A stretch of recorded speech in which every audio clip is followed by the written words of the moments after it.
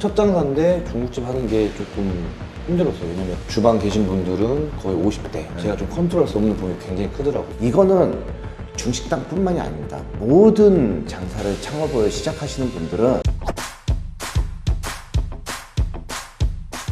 안녕하세요.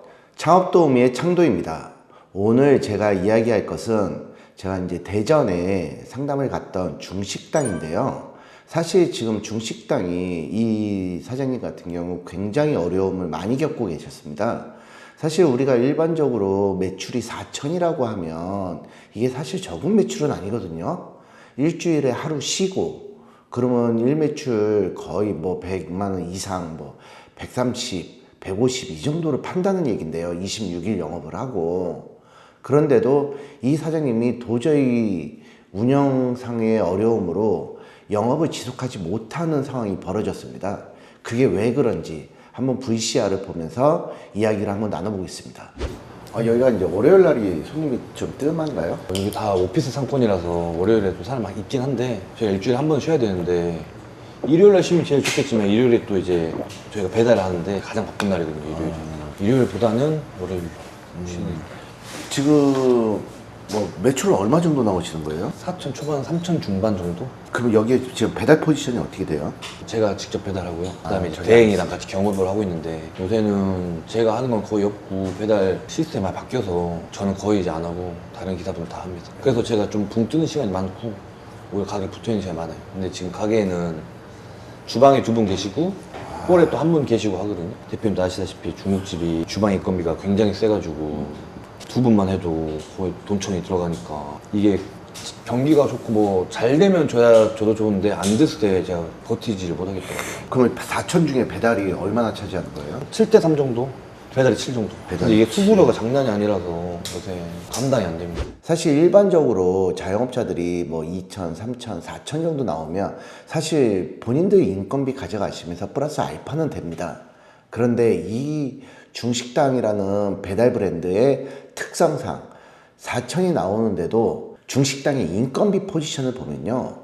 사장님들이 주방 웍을 잡지 않는 한 사실 인건비가 중식당이 굉장히 높습니다. 여기 이 사장님도 얘기하다시피 이 매장이 실제로 한 17평?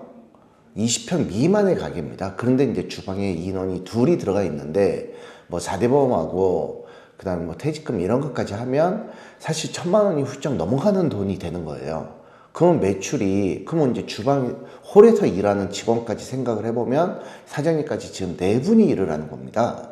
그러면 인건비만 거의 1,700에서 1,800 이렇게 이제 포지션이 잡히는 거예요. 그러면 인건비 포지션이 매출에 거의 뭐 40% 이상이 잡혀버리는 상황이 벌어지는 거죠.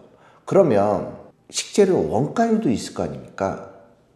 이렇게 따지고 보면 이 사장님은 실제로 4천이라는 매출을 올리면서도 사실 어려움을 겪고 있는 거죠. 그리고 또한 요즘 우리가 대한민국 사람이라면 누구나 다 알겠지만 유통 플랫폼 특정을 지어서 이야기하지 않겠지만 사실 뭐 1,000만 원을 팔면 350을 배달 수수료와 그 다음에 유통 플랫폼에서 떼어간다고 그래요. 이게 거의 35%입니다. 그러면 인건비가 40%가 나오고 배달 플랫폼에서 35%가 가져가고 그러면 75%. 그러면 실제로 점주님은 남는 게 없어요. 남는 게 없는 게 아니라 식자재 원가가 사실은 뭐 아무리 중식당이 적게 들어간다고 해도 30% 초중반은 차지합니다. 그럼 벌써 이 계산상에서만 해도 마이너스가 일어나는 거예요. 매출로만 놓고 봤을 때는 사실 4천이면 나쁘지 않은 거거든요. 그렇죠. 만약에 홀이었으면. 예, 맞습니다. 짜장면집 하기 전에 짜장면 먹으러 많이 다니셨나요? 아니요, 사실 잘 안 다녔어요. 그 잘못되신 거예요. 근데 딱 이거 하라고 마음 먹었을 때부터 많이 다녔습니다. 그때 많이 다녔는데 아예 생각 안 했을 때는 중식 좀 안 좋아해가지고 사실. 바꾸시려고 하시는 가장 큰 포인트는 뭐예요? 저는 원래 좀 어렸을 때부터 좀 장사를 하고 싶었는데 이런 식당에서 일을 많이 했거든요. 그래서 식당을 계속 운영하고 싶었는데 어쩌다 보니까 우연적으로 그냥 중국집을 하게 돼서 마냥 시작했는데 저한테는 좀 안 맞더라고요. 어떤 게 안 맞는 거예요? 일단 저는 첫 장사인데 중국집 하는 게 조금 힘들었어요. 왜냐면 이 사람 관리하는 게 이제 좀 어린 나이에 하다 보니까 저보다 다 나이 많으신 분들이고 그럼 소통 문제라든지 그런 게 좀 어렵더라고요. 주방 계신 분들은 거의 50대 그렇죠. 거의 그 정도 되니까 장점도 있는데 단점이 좀 크고 제가 좀 컨트롤할 수 없는 부분이 굉장히 크더라고요. 사장님이 요리를 다 못 하시는 건가요? 그쵸 그쵸. 그리고 여기서 제가 한 가지 더 말씀드리고 싶은 것은 무엇이냐면 이 사장님이 주방에 들어가서 주방 컨트롤을 못 하신다는 거예요. 그러니까 첫 장사인 거 좋습니다. 그러면 사전 준비 기간이 충분했어야 돼요. 그런데 전혀 본인이 주방에 들어가서 요리를 할 줄 모르다 보니 직원들한테 끌려다닐 수밖에 없는 상황들이 벌어집니다. 이거는 중식당뿐만이 아닙니다. 모든 장사를 창업을 시작하시는 분들은 내가 최소한 가서 메인으로 가게를 끌고 갈 수 있는 힘을 갖고 있었을 때 창업을 해야 된다. 저는 그렇게 생각을 합니다. 사장님들 눈에는 무언가 잘못된 것들이 보입니다. 그런데 그 직원들한테 내가 뭐라고 할 수가 없어요. 왜? 이 직원이 당장 그만두고 나면 가게가 스톱되는 상황이 벌어지니까요. 그러니까 제발 부탁인데 창업을 준비하기 전에 충분히 아니면 그 동종 업종에 가서 충분히 공부를 하고 연습을 하고 그리고 창업을 해도 절대 늦지 않다는 겁니다. 제가 요리했으면 솔직히 또 얘기 또 달라질 수 있는데 달라지죠. 네, 제가 또 사실 좀 이게 부족하고 저한테는 좀 안 맞더라고요. 억지로 못 하시겠다. 하는데 해도 안 되더라고요. 이게 재능이 저는 없다고 판단했고 그래서 차라리 운영 쪽으로 하자 해서 했는데 이렇게 단점이 많더라고요. 아 진짜 적정. 아주 타이트하게 보면은 홀 매출만 하면 2천 갖고도 사장님 인건비를 가져가요. 사장님은 홀을 하셨어야 되는데 왜 안 하셨어요? 근데 그전에는 이제 배달 그 수수료가 제가 배달 안 뛰면 홀 인건비보다 훨씬 더 넘어버리니까. 지금 시스템상 또 사장님이 배달할 수 있는 시스템이 아니잖아요. 그렇죠. 이제 또 바뀌었으니까.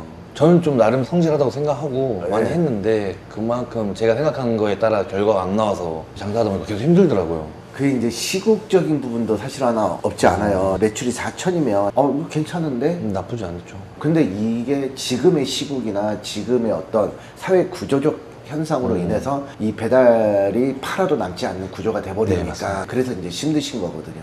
우리가 이 배달 매장 꼭 중식당뿐만이 아니라 모든 배달 매장들이 지금 겪고 있는 어려움입니다.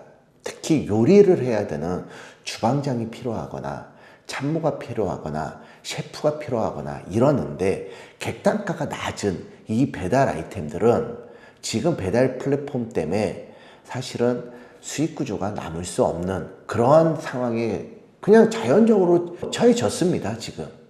진짜 좀 이 사장님 같은 경우는 나이가 젊고 하시니까 그래도 손익 계산을 하신 거예요. 하시니까 내가 이대로 끌고 가면 마이너스만 더 적자 폭이 더 커지겠다. 내 빚이 더 늘겠다라는 빠른 판단을 하신 겁니다. 그런데 손익계산을 제대로 하지 않으시는 분들 같은 경우는 내가 이번 달에 적자를 보는데 얼마를 버는지를 모르고 있어요. 그냥 뭐 오늘 매출이 들어오니까 물건대 사고 인건비 주고 뭐 이렇게 하다 보면 조금 손해보는구나. 그러면서 본인이 갖고 계신 자금 아니면 빚을 내서 이렇게 가게를 운영하다 보면 자기도 모르는 사이에 완전히 낭떠러지 끝까지 밀려버립니다. 그 배달 브랜드를 하시는 분들의 어려움 꼭 중식당뿐만이 아닙니다. 이러신 분들의 조금이라도 참고가 되기를 바라는 마음으로 이 영상을 제작하였습니다.